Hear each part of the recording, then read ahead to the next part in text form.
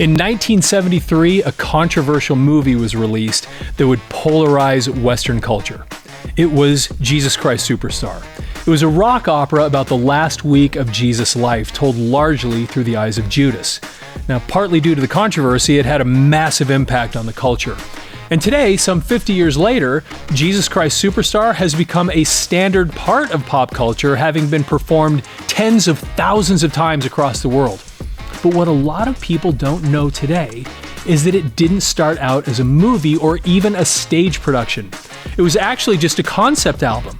And the primary performer on that album was a rock legend. Hi, I'm Robert John Hadfield, vinyl junkie and garbage pit of useless information.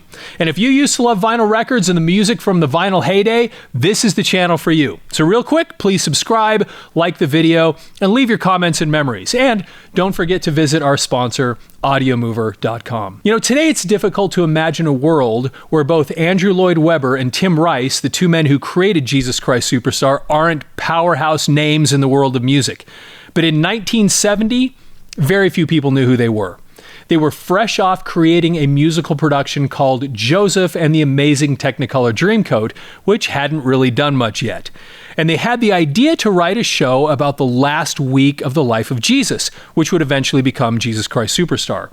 But they didn't have the money or resources to put on a big production, so they settled for simply recording this, a concept album, much like Tommy by The Who, which had been released a year earlier in 1969. The music for this production called for rock-style voices, especially for the characters of Judas and Jesus.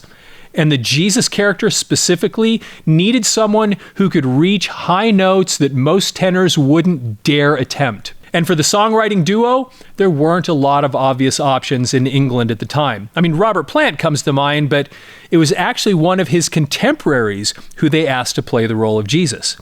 Now, because while Robert Plant did have that high, powerful, bluesy, soul-wrenching voice, there was another singer in England who had a voice like a banshee from the netherworlds.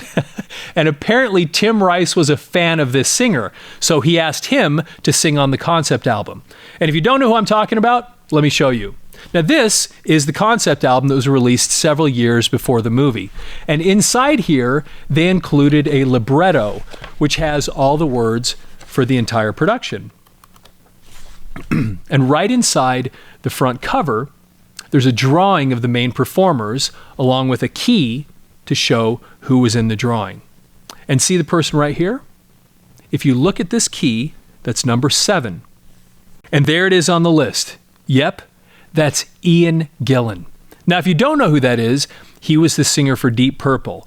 You know, he's best known probably for singing the hard rock anthem Smoke on the Water, which has perhaps the most famous guitar hook ever. But if you want to hear why Ian Gillan was the man to play this epic part in Jesus Christ Superstar, go listen to the Deep Purple song Child in Time. You will hear sounds come out of his mouth that can only be described as biblical.